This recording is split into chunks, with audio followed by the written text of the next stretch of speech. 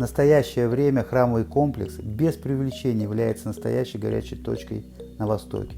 Можно услышать разговоры о том, что Третья мировая война начнется именно с этого места. На компромиссы не готова идти ни одна из сторон.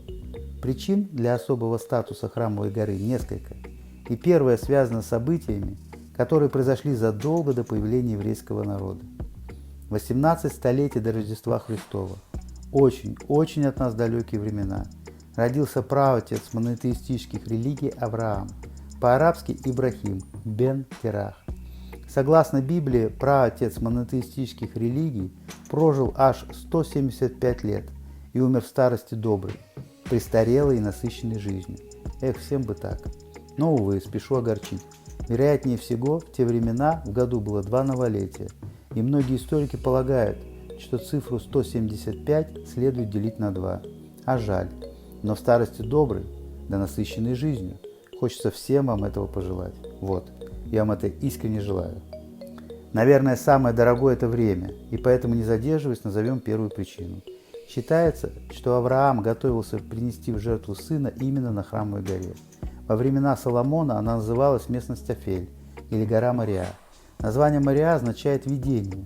В Библии сказано, что Творец повелел Аврааму принести в жертву сына Иакова в земле Мориа. В Коране написано иначе. Авраам рассказал сыну о сне, в котором он должен принести его в жертву, и последний проявил покорность. Имя не называется, но исламская традиция считает, что речь шла о старшем сыне Исмаиле, первенце Авраама от невольницы Агарь. Иметь детей от невольниц вполне в духе того времени. Ура! Теперь мы с вами знаем о первой причине. Вперед, идем дальше. Вторую причину можно выразить одним предложением. Здесь стоял храм Соломона, дом Творца Всего Сущего, и на это можно смело ставить точку.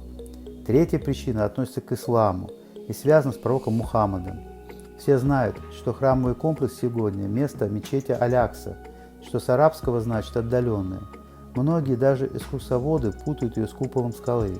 На фото хорошо видно, что это разные строения. Вместе с тем стоит отметить, что мечетью считается весь комплекс зданий.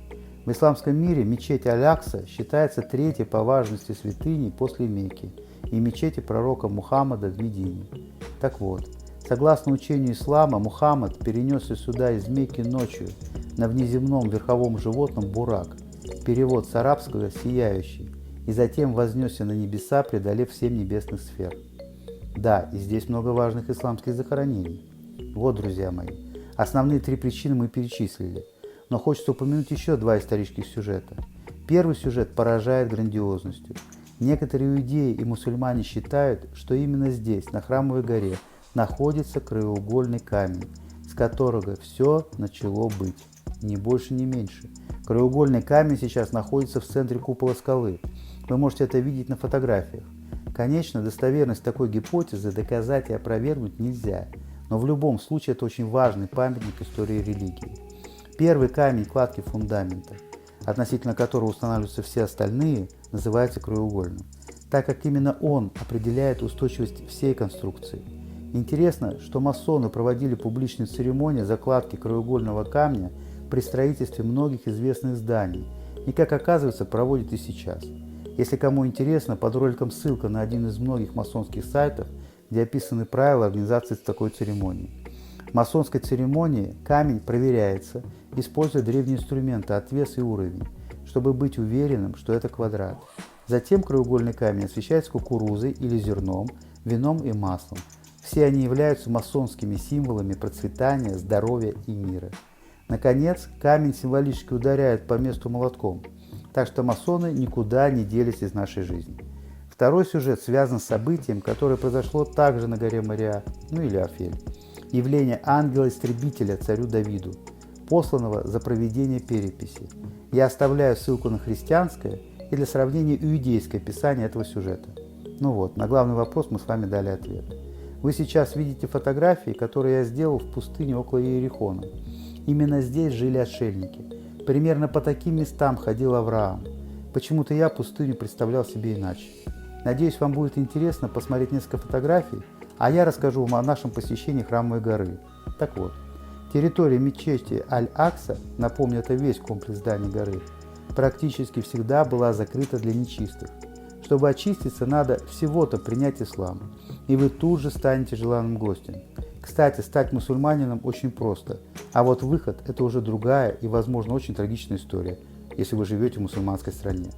Первым сюда вступил в XIX веке известный русский путешественник Авраам Сергеевич Норов, который переоделся в арабского шейха и только так смог пройти, кстати, рискуя своей жизнью. В наше время под возросшим давлением со стороны финансирующих европейских фондов редко и очень на короткий срок начали пускать небольшие группы, и одной из них стала наша. Пока мы были на территории, нас сопровождали так называемые воины Аллаха.